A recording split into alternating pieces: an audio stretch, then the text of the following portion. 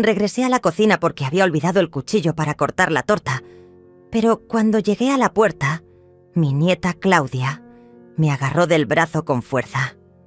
Sus ojos estaban llenos de pánico y me susurró al oído algo que me heló la sangre.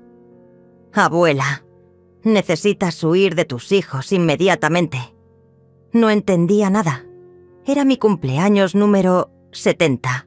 Había invitado a toda la familia a mi gran casa, la misma que había comprado con tanto esfuerzo después de años de trabajo. Y ahora mi propia nieta me decía que tenía que huir de mis propios hijos. El salón estaba lleno de risas y conversaciones. Pablo, mi hijo mayor, bromeaba con sus primos mientras sostenía una copa de vino. Sandra, mi hija menor, arreglaba los platos en la mesa del comedor con esa sonrisa perfecta que siempre tenía en las reuniones familiares.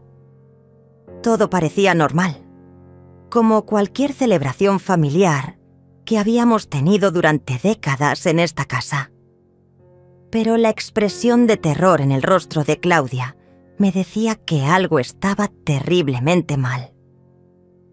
«¿Por qué me dices eso, mi amor?», le pregunté en voz baja, tratando de mantener la calma mientras el corazón me latía cada vez más rápido. Claudia miró hacia el salón para asegurarse de que nadie nos estuviera observando. Luego sacó su teléfono celular con manos temblorosas. «Abuela, tienes que ver esto. Instalé unas cámaras de seguridad el mes pasado, cuando noté que las cosas se estaban perdiendo de la casa. Lo que grabé te va a destrozar el corazón». La pantalla del teléfono se iluminó y vi la imagen de mi propia sala de estar, pero vacía. Era una grabación de hace 2 días, cuando yo había ido al médico para mi chequeo mensual. De repente, aparecieron Pablo y Sandra en la pantalla, sentados exactamente en el mismo sofá donde ahora estaban celebrando mi cumpleaños. Pero sus rostros no mostraban el amor familiar que yo siempre había conocido. Sus expresiones eran frías, calculadoras, llenas de una felambición que jamás había visto en mis propios hijos. «Tenemos que acelerar el proceso». Escuché la voz de Sandra saliendo del pequeño altavoz del teléfono. «Mamá cada día está más lúcida, y si sigue así, nunca vamos a poder convencer a un médico de que necesita cuidado especial». Pablo asintió mientras bebía de mi botella de whisky más cara. «El geriátrico que visitamos el viernes es perfecto. Está lo suficientemente lejos como para que no pueda regresar caminando. Y el director me aseguró que una vez que esté internada, será muy difícil que salga». Sentí como si el piso se abriera bajo mis pies. Mis propios hijos, los niños que había criado con tanto amor y sacrificio, estaban planeando internarme en un geriátrico contra mi voluntad. «Pero abuela», susurró Claudia, «esto es solo el comienzo. Hay más grabaciones y son peores». Sus palabras me golpearon como un puño en el estómago. ¿Cómo era posible que los 2 seres humanos en los que más confiaba en el mundo estuvieran conspirando contra mí de esta manera? En la pantalla, Sandra continuaba hablando con una frialdad que me cortó la respiración. «Una vez que esté internada, tendremos poder legal sobre todas sus propiedades. Esta casa vale más de $500,000, y eso sin contar sus ahorros y las joyas que tiene escondidas en la caja fuerte». Pablo rió con una carcajada que jamás había escuchado antes. Una risa sin amor, sin humanidad. «Mamá siempre fue demasiado ingenua.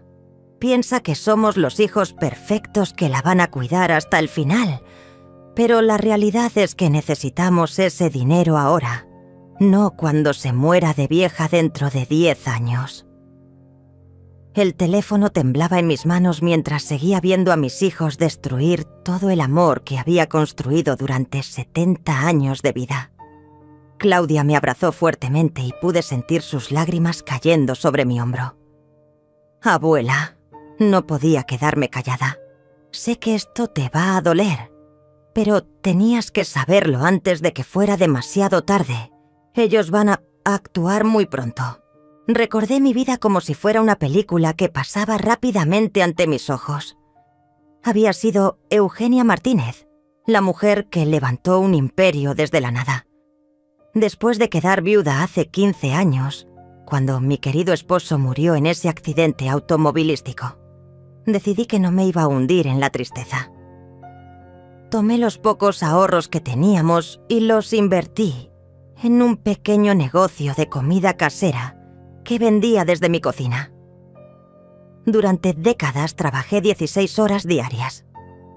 Me levantaba a las 4 de la madrugada para preparar empanadas, tamales y guisos que vendía a los trabajadores de la construcción y las oficinas del centro de la ciudad.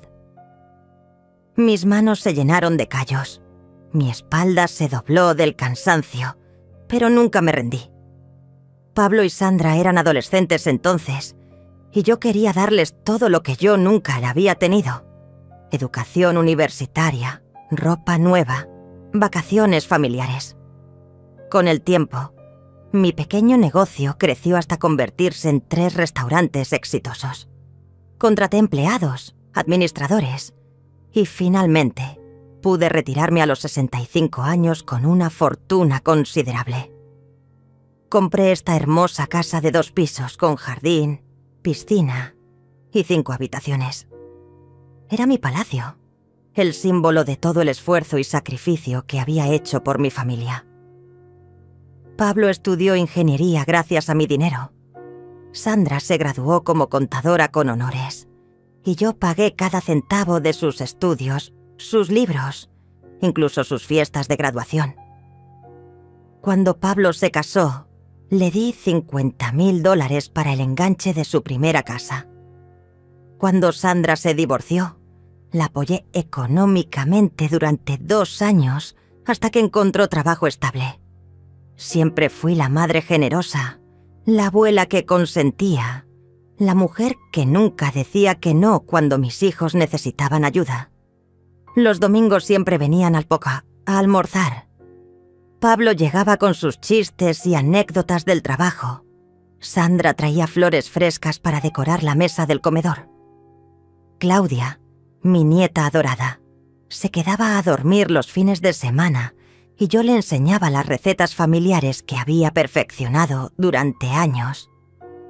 Éramos la familia perfecta que aparece en las revistas, unida por el amor y la tradición.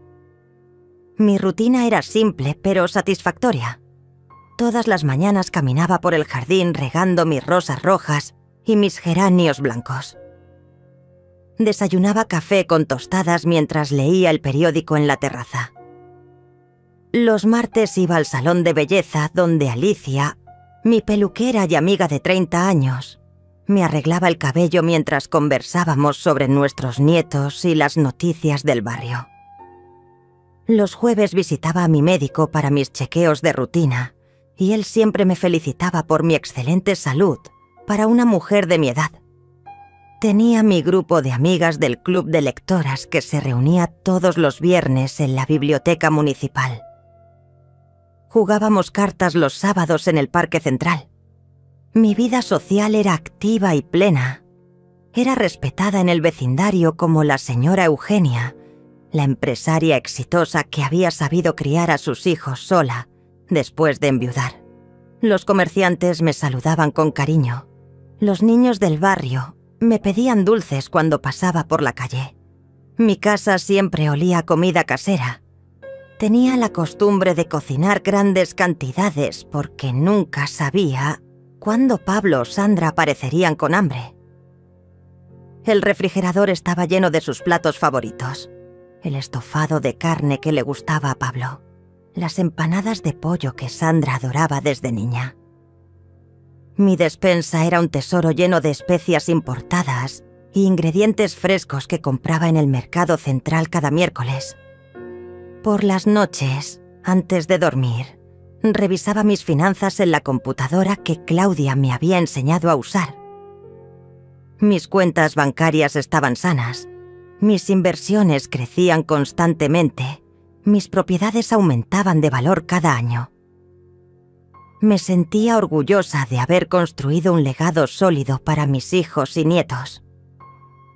Pensaba que cuando llegara mi momento de partir de este mundo, ellos recordarían a una madre que les dio todo, que trabajó incansablemente para asegurar su futuro.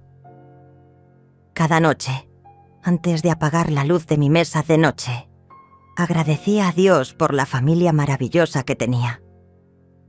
Pablo con su trabajo estable en la empresa de construcción, Sandra con su oficina contable próspera, Claudia estudiando medicina con las mejores calificaciones.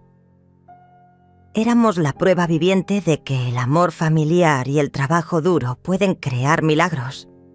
Pero ahora, parada en mi cocina mientras mi fiesta de cumpleaños continuaba en el salón, me daba cuenta de que toda esa perfección había sido una ilusión cuidadosamente construida. Mis hijos no me veían como la madre amorosa que había sacrificado todo por ellos, sino como un obstáculo entre ellos y mi dinero. Claudia deslizó su dedo por la pantalla del teléfono y apareció otra grabación. Esta vez era de ayer por la noche, cuando yo ya estaba durmiendo. La cámara mostraba la sala de estar iluminada solo por la lámpara del rincón. Pablo y Sandra estaban sentados en mi sofá favorito, pero esta vez no estaban solos. Había un hombre mayor con traje gris que no reconocí y una mujer rubia con carpeta llena de documentos. «Este es el doctor Sebastián Herrera», explicó Sandra señalando al hombre del traje. «Él va a firmar los papeles que certifiquen que mamá ya no puede vivir sola. Dice que con su testimonio y algunos informes médicos falsificados, podemos conseguir la tutela legal en menos de 2 semanas». Mi corazón se detuvo. Estaban hablando de robarme mi libertad con documentos falsos, con mentiras elaboradas por un médico corrupto. El doctor Herrera abrió su maletín y sacó varios formularios. «Necesito que me den detalles específicos sobre su comportamiento. ¿Ha mostrado signos de confusión? ¿Olvida cosas importantes? ¿Ha tenido episodios de agresividad?» Pablo rió mientras se servía otro trago de mi whisky. «Doctor, mi madre está más lúcida que muchas personas de 50 años. Tendremos que inventar los síntomas». Sandra tomó uno de los formularios y comenzó a leer. «Aquí dice que necesitamos evidencia de deterioro cognitivo progresivo. ¿Qué tal si decimos que deja las hornillas de la cocina encendidas? ¿O que se pierde cuando sale a caminar?» La mujer rubia, que resultó ser una trabajadora social corrupta, asintió mientras tomaba notas. «Esos son síntomas perfectos. También necesitamos testigos que confirmen que representa un peligro para sí misma y para otros». Sentí náuseas al escuchar cómo planeaban destruir mi reputación con mentiras. «¿Y qué hay de Claudia?», Drenia preguntó Pablo de repente. «Ella siempre está defendiendo a mamá. Si ella testifica en contra nuestra, todo el plan se va al diablo». Sandra sonrió con una frialdad que me cortó la respiración. «Claudia está estudiando medicina en el extranjero gracias al dinero de mamá. Si no coopera con nosotros, se queda sin carrera universitaria. Ella va a entender cuál es la mejor opción». El doctor Herrera sacó más papeles de su maletín. «Una vez que tengan la tutela, yo recomendaré internación inmediata en el geriátrico San Rafael. Es una institución privada donde tengo contactos. Su madre estará bien cuidada, pero no podrá tomar decisiones sobre sus propiedades ni sus finanzas». Pablo preguntó cuánto costaría todo el proceso. $50.000 por mi silencio y cooperación, respondió el médico. Más otros 30.000 para la trabajadora social y los funcionarios del juzgado que van a acelerar los trámites. Sandra no dudó ni un segundo. $80.000 no es nada comparado con lo que vamos a heredar. Esta casa vale $500.000, más sus ahorros, más las propiedades de los restaurantes que vendió. Estamos hablando de más de $1 millón. La codicia en su voz era tan evidente que me dio vergüenza pensar que esta mujer era mi propia hija. La trabajadora social abrió su carpeta y mostró documentos oficiales. Ya tengo preparadas las declaraciones de 3 vecinos que van a testificar que la señora Eugenia muestra signos de demencia senil. Obviamente, estos vecinos van a recibir una compensación económica por su cooperación. Pablo preguntó quiénes eran esos vecinos. Los Fernández de la casa de al lado, la señora García que vive en la esquina y el joven Orlando que trabaja en la tienda del barrio. No podía creer lo que estaba escuchando. Los Fernández eran mis vecinos de toda la vida. Habíamos compartido navidades y celebraciones durante décadas. La señora García había sido mi confidente durante años. Conocía todos mis secretos y alegrías. Orlando era como un nieto para mí. Siempre me ayudaba con las compras pesadas y yo le regalaba comida casera para su familia. Todos ellos iban a mentir sobre mi salud mental a cambio de dinero.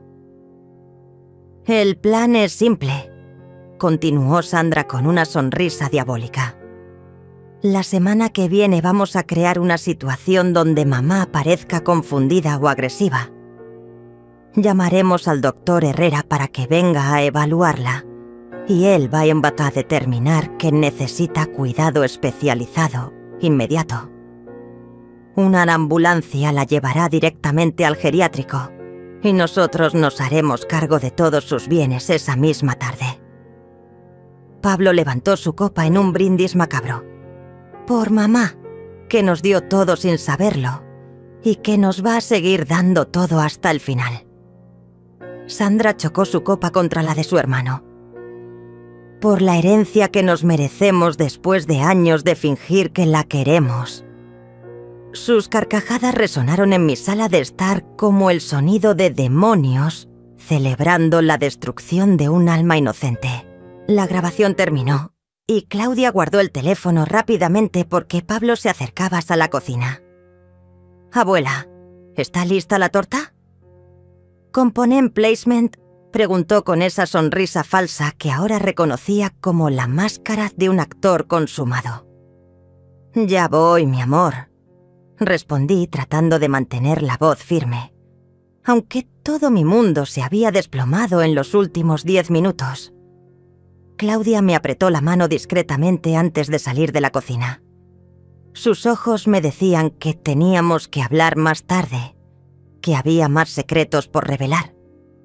Pero por ahora, tenía que actuar como si nada hubiera pasado, como si no supiera que mis propios hijos eran depredadores disfrazados de familia amorosa.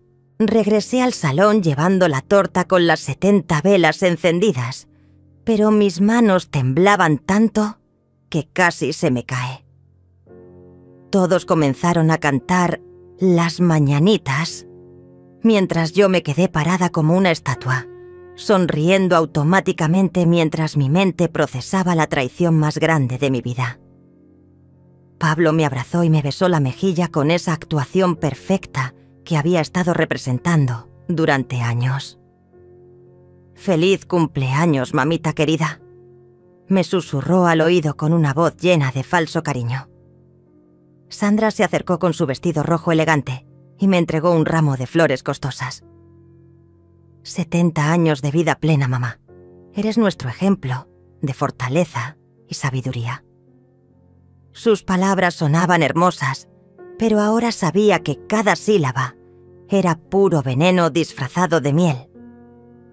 ¿Cuánto tiempo llevaban actuando de esta manera? ¿Cuándo exactamente dejé de ser su madre para convertirme en su víctima? Mientras soplaba las velas y todos aplaudían, mi mente viajó al pasado buscando señales que había ignorado. Recordé el día que Pablo vino a pedirme dinero para invertir en un negocio prometedor. Yo le di $50.000 sin hacer preguntas, porque confiaba ciegamente en él. Semanas después, cuando le pregunté sobre su inversión, me dijo que había perdido todo el dinero pero que no me preocupara porque él me lo devolvería cuando pudiera. Nunca me devolvió ni un centavo. También recordé cuando Sandra se divorció hace 3 años. Llegó a mi casa llorando, diciendo que su esposo la había dejado sin nada y que necesitaba apoyo económico para empezar de nuevo. Yo le pagué el alquiler de su nuevo apartamento durante 6 meses, le compré muebles nuevos, incluso le di dinero para que se tomara unas vacaciones y sanara su corazón roto. Pero ahora me preguntaba si todo eso había sido otra actuación perfectamente orquestada. ¿Será que me amaron alguna vez realmente? ¿O siempre fui solo una cuenta bancaria con patas para ellos? La pregunta me torturaba mientras cortaba la torta y repartía pedazos a mis invitados. Cada sonrisa que me daban, cada abrazo, cada «te queremos, mamá», que escuchaba esa noche sonaba completamente falso. Era como si me hubieran quitado unas gafas de color rosa que había usado durante décadas y ahora pudiera ver la realidad cruda y terrible. Comencé a recordar pequeños detalles que antes me parecían normales, pero que ahora cobraban un significado siniestro. Pablo siempre me preguntaba sobre mis cuentas bancarias, pero yo pensaba que era porque se preocupaba por mi bienestar financiero. Sandra constantemente me sugería que hiciera un testamento para estar preparada, y yo creía que era prudencia de su parte como contadora. Incluso me habían convencido de darles copias de las llaves de mi casa, por si había una emergencia. Durante los últimos meses, había notado que algunas de mis joyas habían desaparecido misteriosamente. Cuando les pregunté a Pablo y Sandra, me dijeron que probablemente las había guardado en algún lugar y se me había olvidado dónde. Me hicieron sentir como si estuviera perdiendo la memoria, como si fuera una anciana confundida que ya no podía confiar en sus propios recuerdos. Ahora entendía que me estaban robando sistemáticamente mientras me convencían de que era mi culpa. También recordé la vez que encontré documentos extraños en mi mesa de centro. Cuando le pregunté a Sandra qué eran esos papeles, me dijo que eran formularios de seguro que había traído del trabajo por error. Pero ahora sospechaba que eran documentos relacionados con el plan para internarme. ¿Cuánto tiempo llevaban preparando esta traición? ¿Meses? ¿Años? El miedo comenzó así a apoderarse de mí como un veneno que se extendía por mis venas. Si eran capaces de planear mi internación con tanta frialdad, ¿de qué más serían capaces? Y si decidían que esperar a mi muerte natural era demasiado lento. ¿Y si consideraban que acelerar el proceso era más conveniente? La idea me llenó de terror, pero ya no me parecía imposible. Había visto la codicia en sus ojos. Había escuchado la falta total de amor en sus voces. Durante toda la fiesta, observé cada gesto, cada palabra, cada mirada que intercambiaban Pablo y Sandra. Era como ver una obra de teatro donde yo era la única que no conocía el guión.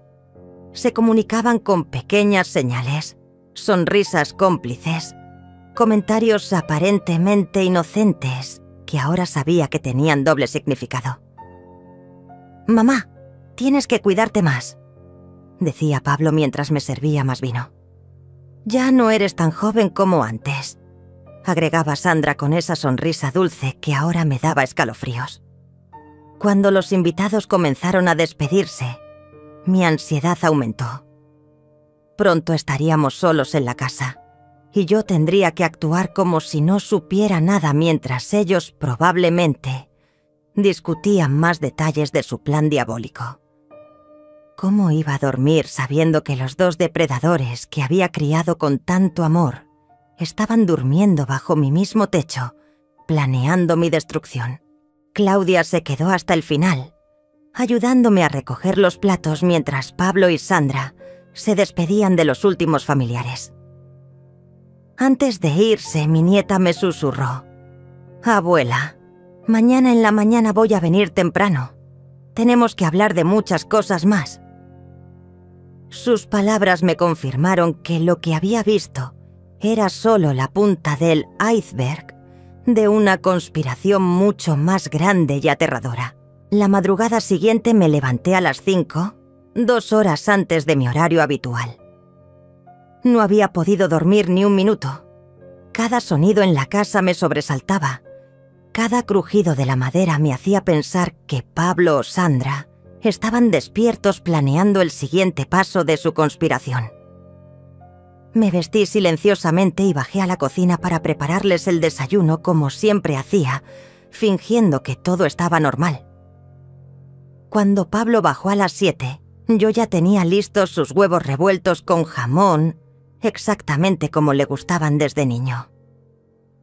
«Buenos días, mamita», me dijo dándome un beso en la frente. «¿Dormiste bien después de tu gran fiesta?» «Como un bebé, mi amor». Le mentí mientras le servía café en su taza favorita. «Gracias por hacer que mi cumpleaños fuera tan especial». Cada palabra me quemaba la garganta, pero tenía que actuar perfectamente si quería descubrir hasta dónde llegaba su traición.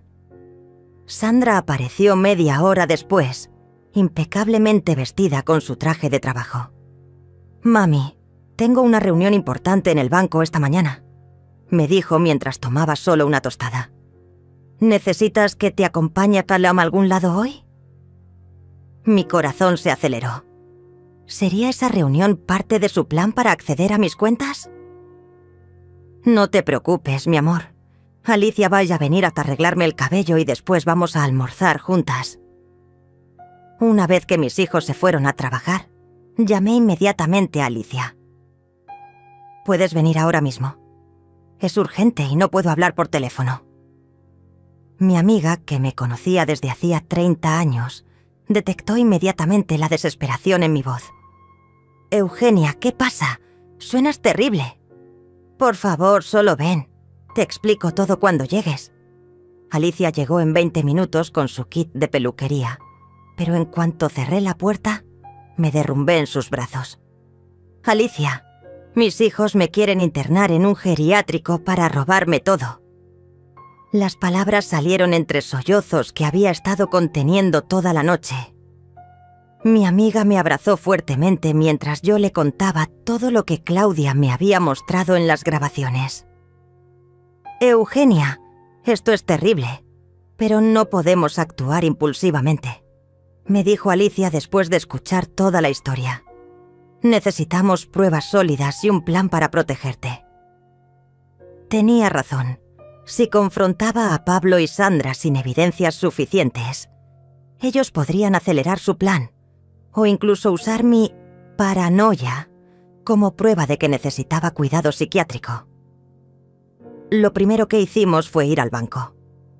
Le dije al gerente, don Fabián, que quería revisar todos los movimientos de mis cuentas durante los últimos 6 meses. Lo que descubrimos me dejó sin respiración. Había retiros extraños por cantidades pequeñas pero constantes. $500 aquí, $1000 allá. Cuando le pregunté a don Fabián quién había hecho esos retiros, me mostró las autorizaciones firmadas aparentemente por mí. «Pero yo nunca autoricé estos retiros», le dije señalando las firmas. Don Fabián me miró con preocupación. «Señora Eugenia, estas autorizaciones las trajo su hija Sandra hace 3 meses. Ella dijo que usted le había pedido que manejara algunos gastos menores para ahorrarle el viaje al banco». Mi sangre se congeló. Sandra había estado robándome sistemáticamente durante meses, falsificando mi firma con la habilidad de una experta contadora. Alicia examinó las firmas falsificadas y luego me pidió que firmara varias veces para comparar. «Eugenia, estas falsificaciones son muy buenas, pero no perfectas. Un experto en grafología podría demostrar que no son tuyas». Don Fabián nos ayudó a imprimir todos los documentos sospechosos y me sugirió cambiar inmediatamente todas mis claves y bloquear el acceso de terceros a mis cuentas. De regreso a casa, Revisé mi caja fuerte. Varias de mis joyas más valiosas habían desaparecido. Los aretes de diamantes que me regaló mi esposo en nuestro 20º aniversario. El collar de perlas que heredé de mi madre. El reloj de oro que me dieron cuando me retiré del negocio. Habían sido muy cuidadosos, tomando solo piezas que yo no usaba frecuentemente, de modo que no notara su ausencia inmediatamente. Alicia me ayudó a buscar en toda la casa evidencias de su traición. Encontramos documentos escondidos en el estudio de Pablo, copias de mi testamento, evaluaciones de mi casa hechas por agentes inmobiliarios, incluso folletos de geriátricos privados, con precios y servicios marcados en rojo. Era como descubrir que habían estado planeando mi funeral, mientras yo aún estaba viva. En el cuarto de Sandra encontramos algo aún peor. Un cuaderno con notas detalladas sobre mi rutina diaria, mis medicamentos, mis citas médicas, incluso observaciones sobre mi estado de ánimo en diferentes días. Martes, mamá olvidó dónde puso las llaves. Posible síntoma. Viernes, mamá repitió la misma historia 2 veces. Anotar para el doctor. Era un registro meticuloso diseñado para construir un caso falso de demencia senil. Por la tarde, cuando Claudia llegó como había prometido, le mostré todo lo que habíamos descubierto. Mi nieta se puso pálida. «Abuela, hay más. Ayer por la noche, después de la fiesta, Pablo llamó al doctor Sebastián. Están acelerando el plan. Van a venir por ti este viernes». Solo faltaban 3 días. «¿Cómo sabes eso?» «Drenia», le pregunté. Claudia me mostró otra grabación en su teléfono. «Dejé mi celular grabando en la sala después de que te fuiste a dormir. Escucha esto». En la grabación se oía claramente la voz de Pablo. «Doctor, necesitamos actuar rápido. Creo que mamá sospecha algo. El viernes en la mañana vamos a crear una situación que justifique su internación inmediata». Alicia tomó mi mano.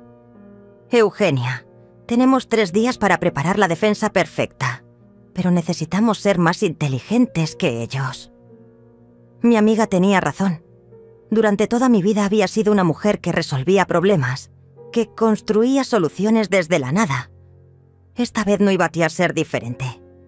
Mis propios hijos habían subestimado a la mujer que los había criado. El viernes llegó como una tormenta anunciada. A las 9 de la mañana, tal como Claudia se había predicho, sonó el timbre de mi casa. Desde la ventana vi el automóvil blanco del doctor Sebastián, estacionado en mi entrada, junto al carro de Pablo.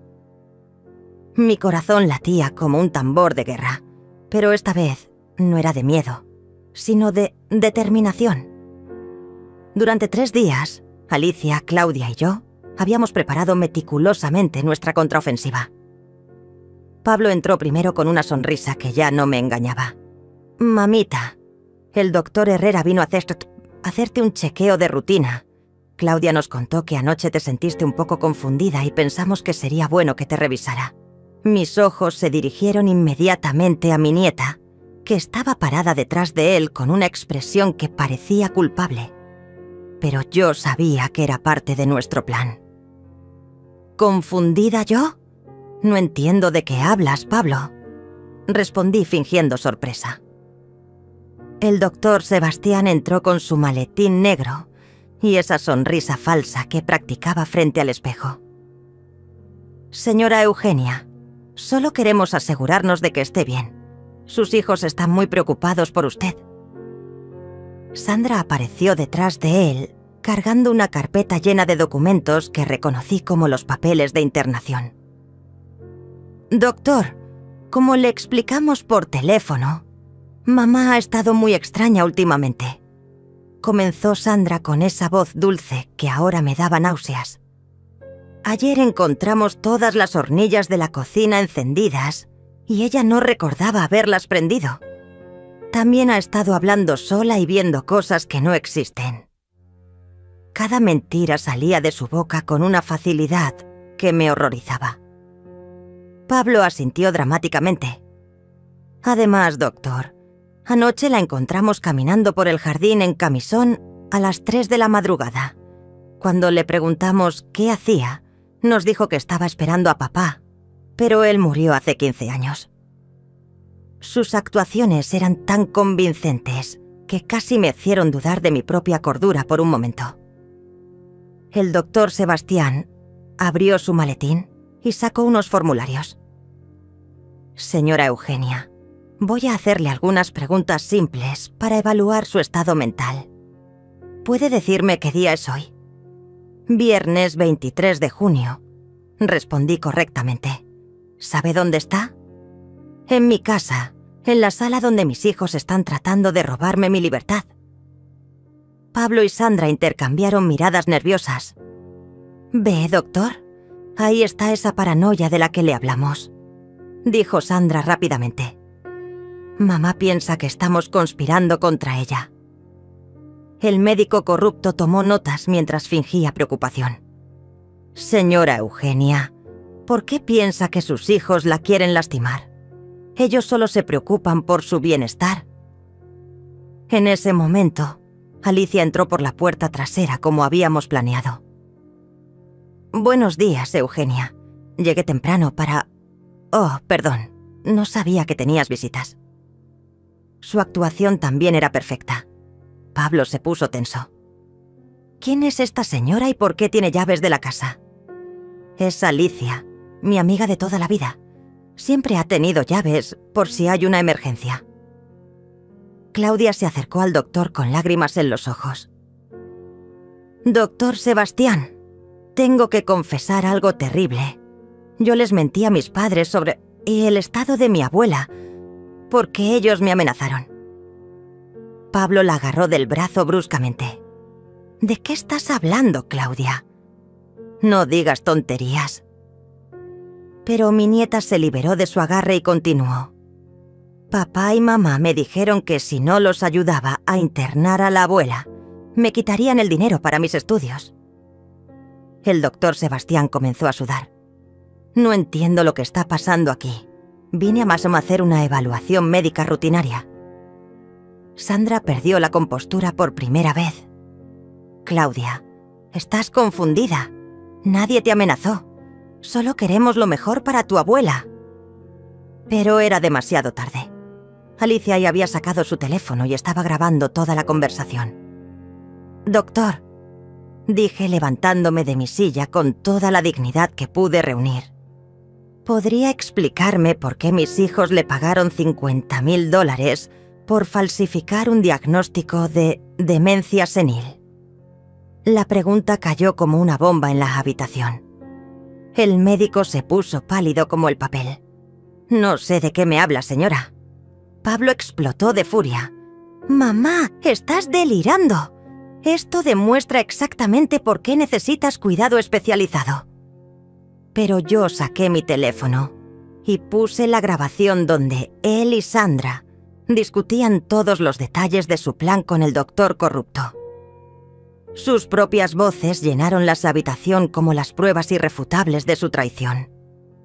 «Tenemos que acelerar el proceso», se escuchó la voz de Sandra desde el altavoz. «Mamá cada día está más lúcida, y si sigue así, nunca vamos a poder convencer a un médico de que necesita cuidado especial». El doctor Sebastián trató de salir corriendo, pero Alicia bloqueó la puerta. «No tan rápido, doctor. La policía ya viene en camino». Sandra se lanzó hacia mí tratando de quitarme el teléfono. «Dámelo. Esas grabaciones son ilegales». Pero Claudia la detuvo. «Mamá, basta ya. Se acabó. La abuela sabe todo». Pablo siguió negando todo hasta el final. «Esto es un malentendido gigante. Nosotros nunca haríamos algo así». Pero su cara de pánico lo traicionaba completamente. En ese momento se escucharon las sirenas de la policía acercándose a mi casa. «Mis queridos hijos», les dije con una calma que me sorprendió a mí misma. «Espero que hayan disfrutado actuando como una familia amorosa, porque su función teatral acaba de terminar para siempre». Los policías entraron a mi casa liderados por el detective Orlando Mendoza El mismo joven que compraba en la tienda del barrio y que supuestamente iba a testificar falsamente sobre mi estado mental. Pero cuando lo vi con el uniforme azul marino y la placa brillante, entendí que había sido un infiltrado todo este tiempo. Señora Eugenia, soy el detective Mendoza. Hemos estado investigando esta red de estafas contra adultos mayores durante 6 meses. Pablo y Sandra se quedaron mudos cuando vieron que Orlando no era el testigo sobornado que esperaban, sino un oficial de la ley. «Imposible», murmuró Sandra. «Tú trabajas en la tienda de la esquina. Te conocemos desde hace años». Orlando sonrió mientras sacaba sus esposas. «Trabajo encubierto, señora. Su madre no fue la primera víctima que intentaron estafar». El detective nos explicó que habían estado rastreando al doctor Sebastián durante meses. Este médico corrupto ha participado en al menos 12 casos similares en los últimos 2 años. Convence a familiares codiciosos de que pueden obtener tutela legal de sus parientes mayores mediante diagnósticos falsos. Ya tenemos evidencia de que ha robado más de $2 millones en herencias anticipadas. Pero la revelación más impactante estaba por venir. Una mujer mayor entró a mi sala escoltada por otro oficial. Tenía el cabello gris y arrugas profundas, pero sus ojos eran exactamente iguales a los de Pablo. «Mamá, quiero presentarte a la señora Esperanza Morales», dijo el detective Orlando. «Ella es tu primera nuera, la primera esposa de Pablo, y también fue víctima de este mismo esquema». Mi mundo se tambaleó otra vez. ¿Pablo estuvo casado antes? Swing, pregunté mirando apiches a mi hijo con incredulidad total. Esperanza se acercó a mí con lágrimas en los ojos. «Señora Eugenia, Pablo me robó todo hace 5 años. Usó exactamente el mismo plan. Me convenció de que tenía demencia senil. Me internó en un geriátrico horrible. Y se quedó con mi casa, mis ahorros, incluso las joyas de mi difunta madre». Pablo trató de interrumpir, pero el detective Orlando lo calló. Esperanza estuvo internada durante 2 años en condiciones deplorables, hasta que un trabajador social honesto descubrió las irregularidades en su caso. Cuando salió, Pablo ya había vendido todas sus propiedades y había desaparecido. Ella ha estado buscándolo desde entonces para recuperar su dinero. Sandra palideció cuando Esperanza la señaló directamente. «Y tú, Sandra, fuiste quien falsificó todos los documentos de mi internación. Reconozco tu letra en los formularios que el detective me mostró». Mi hija negó desesperadamente. «Yo nunca he visto a esta mujer en mi vida». Pero Esperanza sacó fotografías de su teléfono, donde se veía claramente a Sandra saliendo del geriátrico, donde la habían internado. El detective Orlando continuó revelando la magnitud de la conspiración. «Pablo y Sandra no son simplemente hermanos codiciosos, señora Eugenia. Son estafadores profesionales que se especializan en robar a adultos mayores. Su hijo Pablo ha estado casado 4 veces, siempre con mujeres mayores y adineradas. Sandra trabaja como contadora, pero usa su acceso a información financiera para identificar víctimas potenciales». Otra revelación me golpeó como un rayo. ¿Claudia sabía todo esto? Drenia, pregunté mirando a mi nieta. El detective sonrió. Claudia vino a nosotros hace 3 meses, cuando empezó a sospechar de sus padres. Ella fue quien instaló las cámaras de seguridad y quien nos ayudó a reunir todas las evidencias. Su nieta es una heroína, señora Eugenia. Pablo finalmente perdió la compostura completamente. «Todo esto es una trampa. Ustedes no pueden demostrar nada».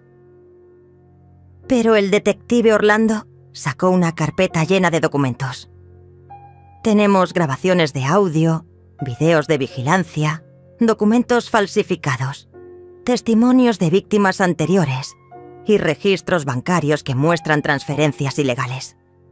Su red criminal está completamente expuesta. Esperanza se sentó a mi lado y tomó mi mano. Señora Eugenia, también descubrimos que usted no es la única víctima actual. Hay otras 3 mujeres mayores en la ciudad que están siendo preparadas para el mismo esquema. Una de ellas es la señora Mercedes Vázquez, de 82 años, que vive sola con una fortuna considerable.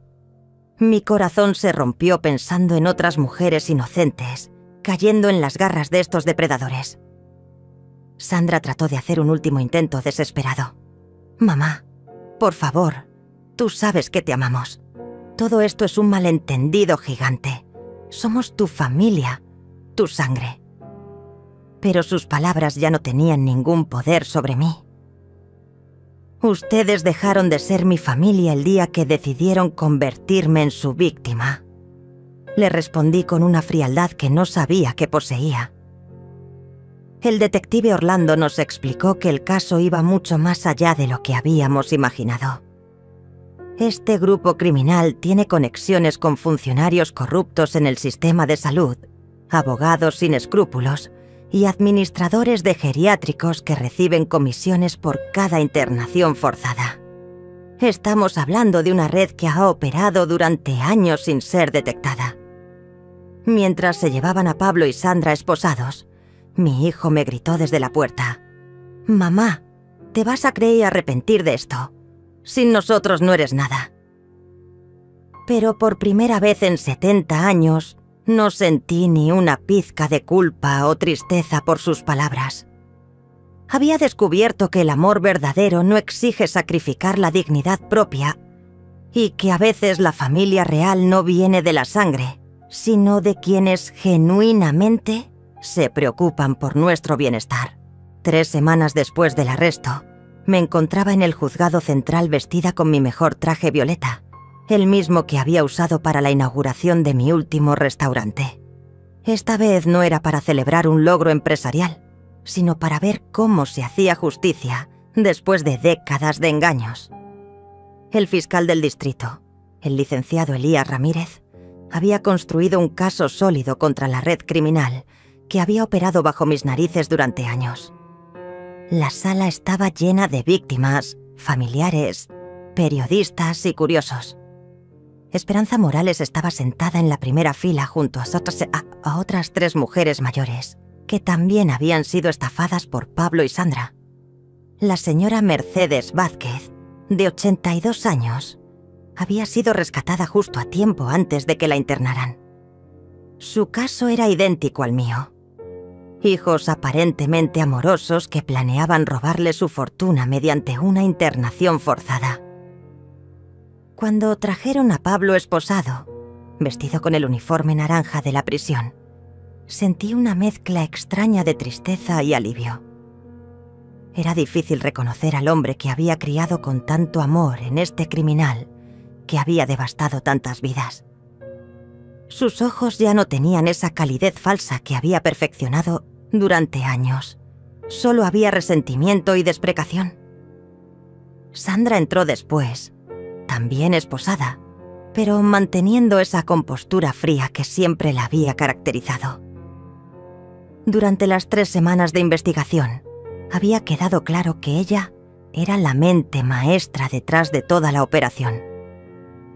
Su experiencia como contadora le había dado acceso a información financiera de decenas de adultos mayores y había usado esos datos para seleccionar víctimas potenciales.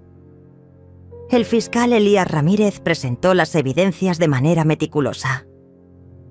Señorías, durante 5 años los acusados Pablo Martínez y Sandra Martínez operaron una red criminal que robó más de $4 millones a adultos mayores vulnerables.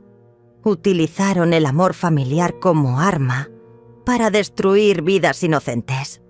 Sus palabras resonaron en la sala como martillazos de justicia. Las grabaciones que Claudia había capturado fueron reproducidas ante el tribunal. Escuchar nuevamente las voces de mis hijos planeando mi destrucción en esa sala llena de gente me dio una perspectiva diferente. Ya no me dolían como antes. Ahora eran simplemente evidencias de criminales siendo expuestos. El viernes en la mañana vamos a crear una situación que justifique su internación inmediata. Se escuchó la voz de Pablo desde los altavoces. El doctor Sebastián Herrera también estaba siendo juzgado simultáneamente. Su testimonio reveló detalles escalofriantes sobre cómo funcionaba la red. Me pagaban entre 40 y 60 mil dólares por cada diagnóstico falso, confesó ante el juez. Tenía formularios preelaborados con síntomas de demencia que copiaba y pegaba en los reportes médicos. Era un negocio muy lucrativo. Esperanza Morales tomó el estrado como testigo principal. Pablo me cortejó durante 6 meses antes de proponerme matrimonio. Testificó con voz firme. Era encantador, atento, el hombre perfecto. Pero una vez que se mudó a mi casa, comenzó a aislarme de mis amigos, a convencerme de que estaba perdiendo la memoria, a hacerme dudar de mi propia realidad. Su testimonio era idéntico a lo que había comenzado a experimentar en mis últimos meses con Pablo y Sandra. La señora Mercedes Vázquez también testificó sobre cómo Sandra había usado su posición en la oficina contable para acceder a su información financiera. Ella sabía exactamente cuánto dinero tenía, dónde lo tenía invertido. Incluso conocía los detalles de mi testamento antes de que yo la conociera personalmente, declaró ante el tribunal. Cuando su hermano Pablo comenzó a visitarme como amigo de la familia, ya tenían un plan completo para robarme todo. El detective Orlando Mendoza presentó evidencias adicionales que habían descubierto durante la investigación. Encontramos documentos en la casa de Sandra Martínez que muestran una lista de más de 20 adultos mayores, con sus datos financieros, rutinas diarias y nivel de aislamiento social. Era como un catálogo de víctimas potenciales organizadas por rentabilidad. La sala se llenó de murmullos de indignación. Cuando llegó el momento de que Pablo y Sandra hablaran en su defensa, sus abogados trataron de argumentar que todo había sido un malentendido, que realmente se preocupaban por el bienestar de sus víctimas. Pero la montaña de evidencias era irrefutable. Pablo finalmente se levantó y me miró directamente. «Mamá, nunca quise lastimarte», dijo con lágrimas falsas que ya no me engañaban. «Solo queríamos asegurar tu futuro». Sandra, por el contrario, mantuvo su frialdad hasta el final. «No me arrepiento de nada», declaró ante el juez. «Las personas mayores eventualmente van a morir y dejar su dinero a alguien. Nosotros solo adelantamos el proceso». Su falta total de remordimiento confirmó que había tomado la decisión correcta al entregarlos a la justicia.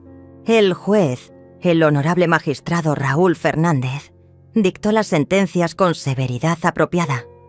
Pablo Martínez, por los delitos de estafa agravada, falsificación de documentos y abuso financiero de adultos mayores, lo condeno a 15 años de prisión sin posibilidad de libertad condicional durante los primeros 8 años.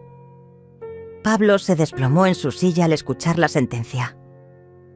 Sandra Martínez, como mente maestra de esta operación criminal y por los mismos delitos más conspiración criminal organizada, la condeno a 20 años de prisión sin posibilidad de libertad condicional durante los primeros 12 años. Sandra recibió su sentencia sin mostrar emoción, como si fuera un resultado de negocios que había salido mal. El doctor Sebastián Herrera recibió 10 años de prisión y la revocación permanente de su licencia médica. Los funcionarios corruptos que habían facilitado las internaciones ilegales también fueron sentenciados a términos de prisión que variaban entre 5 y 8 años. Cuando salí del juzgado, rodeada de Claudia, Alicia y las otras víctimas que habían encontrado justicia, Sentí una sensación de libertad que no había experimentado en años. Los periodistas me preguntaron cómo me sentía y mi respuesta fue simple.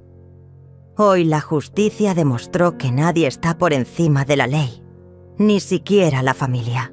6 meses después del juicio, me desperté en mi propia cama, en mi propia casa, sin el peso aplastante del miedo que había cargado durante tanto tiempo. Los rayos del sol entraban por las cortinas de encaje blanco que yo misma había cosido años atrás, iluminando la habitación donde ahora dormía tranquila sabiendo que nadie planeaba robarme mi libertad mientras yo descansaba. Bajé a la cocina y preparé café para 2 personas, como había empezado a hacer todas las mañanas desde que Claudia se mudó conmigo. Mi nieta había decidido transferir sus estudios de medicina a la universidad local para acompañarme durante mi proceso de sanación. «No quiero que estés sola después de todo lo que pasaste, abuela», me había dicho. «Además, aquí también puedo estudiar muy bien, y tengo la mejor maestra de fortaleza viviendo bajo el mismo techo». Claudia apareció en la cocina con su bata rosa y sus pantuflas de conejito, exactamente como cuando era una niña pequeña que se quedaba los fines de semana. «Buenos días, abuela. ¿Cómo dormiste?» «Como una reina, mi amor», le respondí sirviéndole café en la taza que tenía su nombre pintado a mano, un regalo que le había hecho cuando cumplió 15 años. Sin pesadillas, sin sobresaltos, sin miedo. Cada día duermo mejor. Durante el desayuno, revisamos juntas los correos que seguían llegando de otras víctimas de estafas similares. Después del juicio, mi historia se había vuelto conocida en toda la región, y muchas personas mayores me escribían pidiendo consejos o contándome sus propias experiencias con familiares codiciosos. Había decidido convertir mi dolor en propósito, ayudando a otros que pasaban por situaciones similares. «Abuela, llegó otra carta de la señora Esperanza», me dijo Claudia mostrándome un sobre con letra familiar. «Dice que ya recuperó su casa y que el mes que viene va a abrir una panadería con el dinero que le devolvieron». Esperanza se había convertido en una amiga cercana después del juicio. Compartíamos no solo la experiencia de haber sido víctimas de Pablo, sino también la alegría de haber encontrado justicia y un nuevo comienzo. A las 10 de la mañana, Alicia llegó para nuestro ritual semanal de café y conversación. «Eugenia, cada día te veo más radiante», me dijo abrazándome en la puerta. «Es como si hubieras quitado años de encima desde que te liberaste de esa carga». Tenía razón. Los espejos de mi casa reflejaban a una mujer diferente. Mis ojos tenían brillo otra vez. Mi sonrisa era genuina. Mi postura era erguida y segura. Nos sentamos en la terraza, rodeadas de las plantas que había estado descuidando durante los últimos años, sin darme cuenta.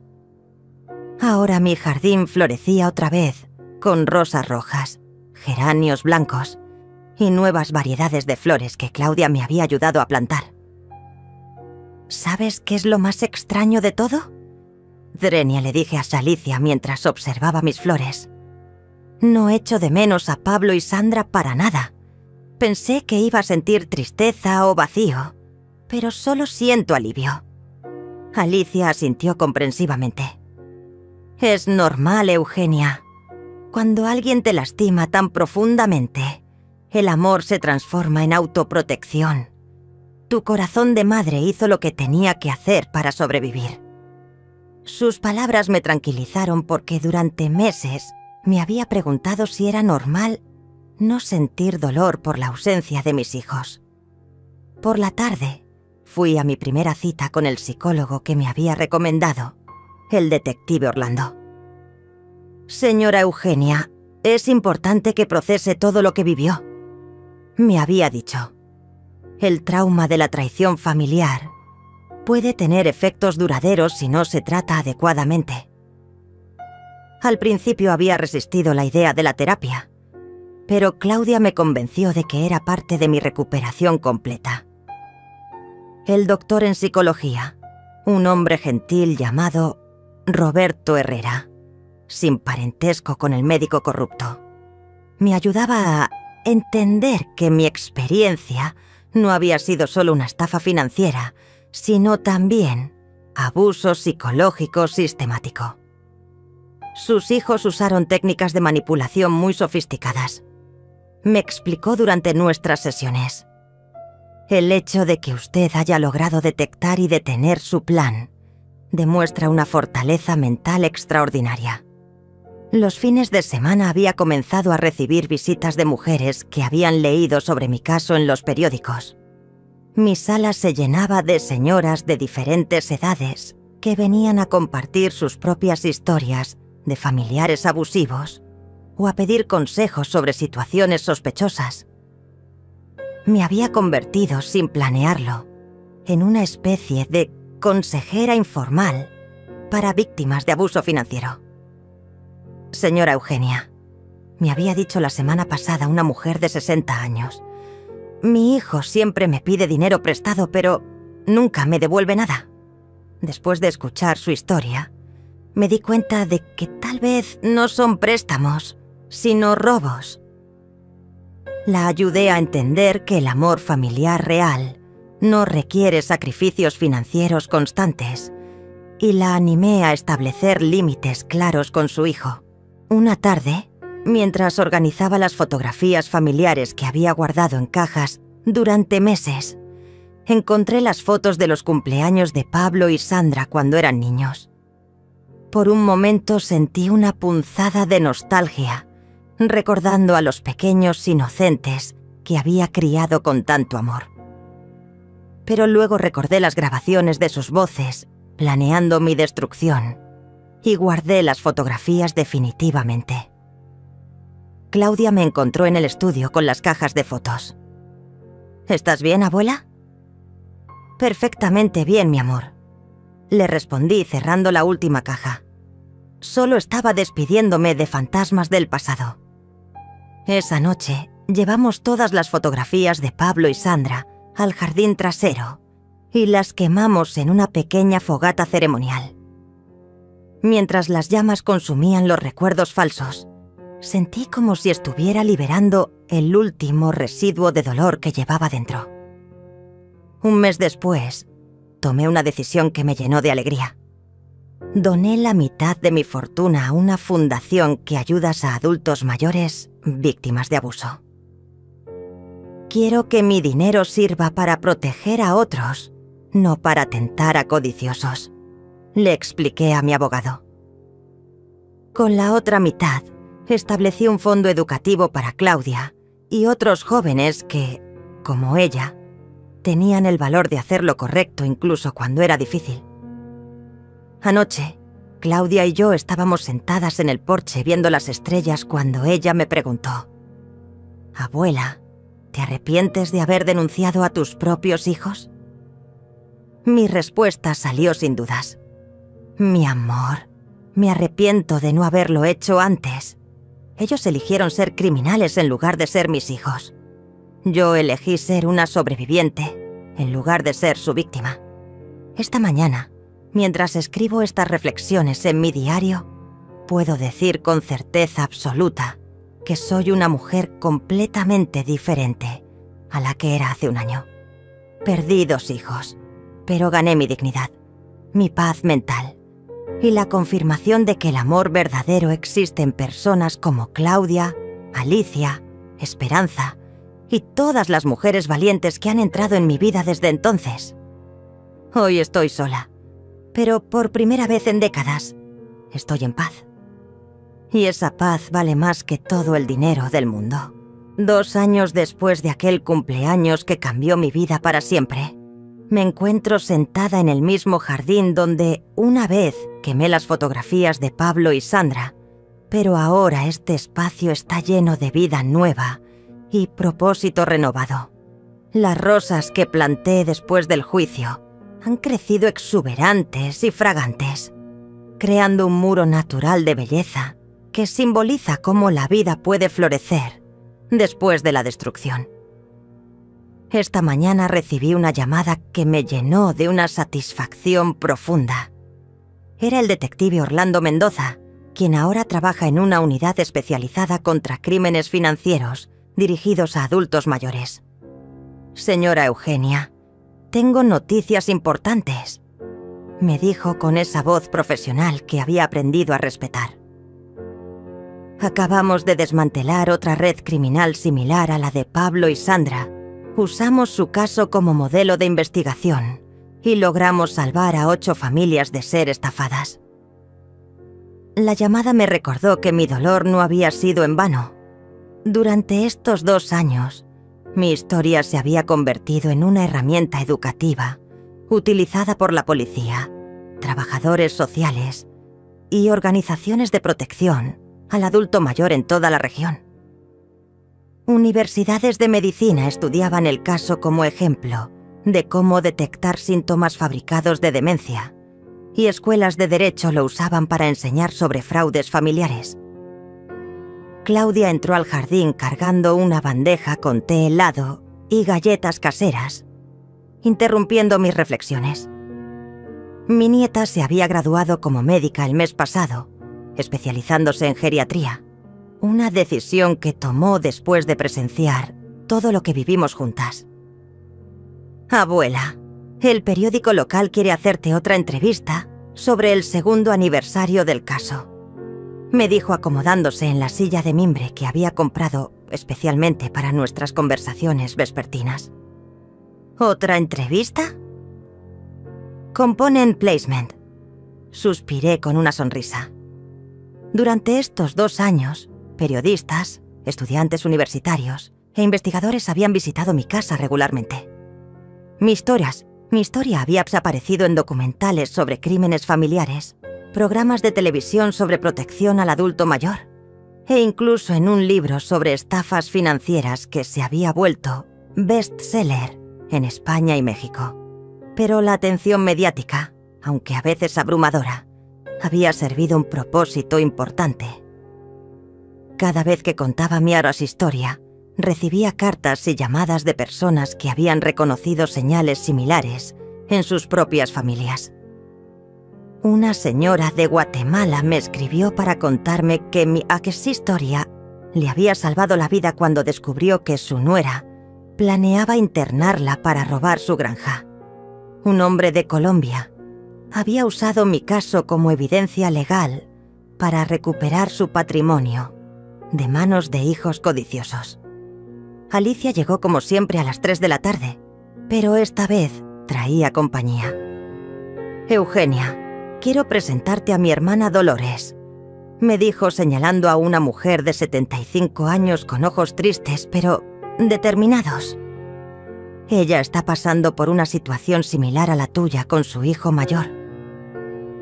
Mi corazón se encogió, pero también se llenó de propósito. Estos encuentros se habían vuelto frecuentes en mi casa. Dolores se sentó en el círculo que habíamos formado en la terraza y comenzó a contar su historia con voz temblorosa.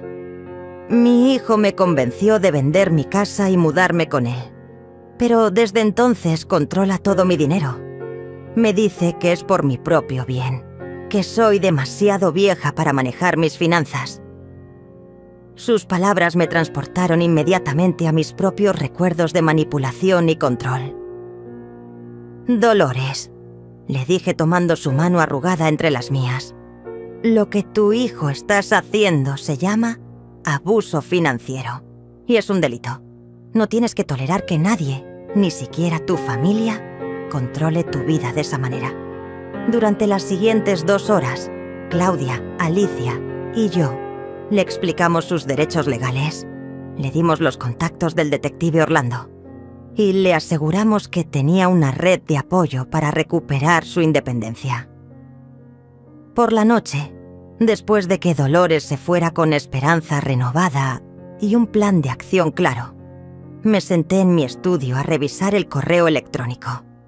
La Fundación Eugenia Martínez para la Protección del Adulto Mayor que había establecido con parte de mi fortuna recuperada, había ayudado a más de 200 personas durante estos 2 años. Los casos variaban desde estafas telefónicas hasta fraudes familiares complejos como el que yo había vivido. Una de las cartas más emotivas era de Esperanza Morales, quien se había convertido en una amiga muy cercana y colaboradora de la fundación. «Querida Eugenia», escribía, «mi panadería ya tiene 3 empleados y estoy pensando en abrir una segunda sucursal. Pero más importante que el éxito económico es la paz que siento cada mañana al despertarme, sabiendo que nadie va a robarme lo que he construido. Gracias por enseñarme que nunca es demasiado tarde para empezar de nuevo». La señora Mercedes Vázquez también me escribía regularmente. Había usado su experiencia cercana ya a la estafa para convertirse en activista, dando charlas en centros comunitarios sobre cómo reconocer señales de abuso financiero. «Tu valentía nos inspiró a todas a no quedarnos calladas», me había dicho en su última visita. «Ahora somos una army de abuelas guerreras que protegen a otras abuelas». Esa descripción me había hecho reír hasta las lágrimas.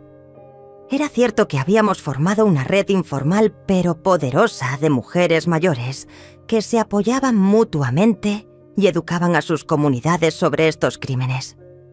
Nuestras reuniones mensuales en mi casa se habían vuelto legendarias en el barrio, con mujeres que llegaban de ciudades vecinas para compartir experiencias y estrategias de protección.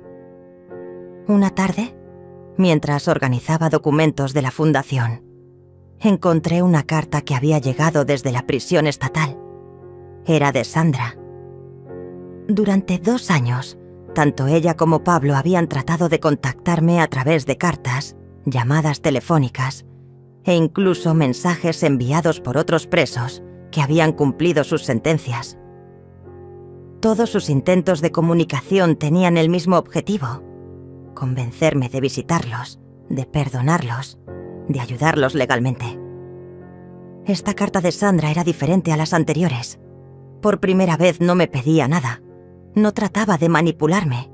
No fingía arrepentimiento. «Mamá», escribía con letra clara, «es que he tenido 2 años para pensar en lo que hicimos. Entiendo que no me vas a perdonar y no te estoy pidiendo que lo hagas. Solo quiero que sepas que finalmente comprendo el daño que causamos, no solo a ti, sino a todas las familias que destruimos. Espero que tu nueva vida sea todo lo que mereces». La carta me conmovió de una manera inesperada, no porque sintiera ganas de perdonar o reconciliarme, sino porque confirmaba que había tomado la decisión correcta. Sandra finalmente había enfrentado la realidad de sus acciones, sin excusas ni manipulaciones. Era un crecimiento personal que había llegado demasiado tarde para reparar nuestro vínculo, pero que tal vez le permitiría ser una mejor persona cuando saliera de prisión en 18 años. Pablo, por el contrario, seguía enviando cartas llenas de autocompasión y culpas dirigidas hacia otros. Sus mensajes me confirmaban que algunas personas nunca cambian realmente y que mi decisión de cortar todo contacto con él había sido la correcta para proteger mi paz mental. Anoche, Claudia y yo cenamos en el restaurante que había abierto Esperanza en el centro de la ciudad. Mientras disfrutábamos de su pan recién horneado y sus empanadas especiales, mi nieta me hizo una pregunta que me tomó por sorpresa. «Abuela, ¿alguna vez te preguntas cómo habría sido tu vida si nunca hubieras descubierto el plan de papá y mamá?» La pregunta me hizo reflexionar profundamente. «Claudia, creo que habría sido una vida de ilusiones cada vez más pequeñas hasta convertirme en una prisionera en mi propia existencia. Habría perdido no solo mi dinero y mi casa, sino también mi dignidad, mi capacidad de decisión y, finalmente, mi identidad. La realidad alternativa que imaginé me dio escalofríos. En cambio, continué, estos 2 años han sido los más auténticos y satisfactorios de toda mi vida. He conocido el amor genuino de personas como tú, Alicia, Esperanza y todas las mujeres valientes que han entrado en mi mundo.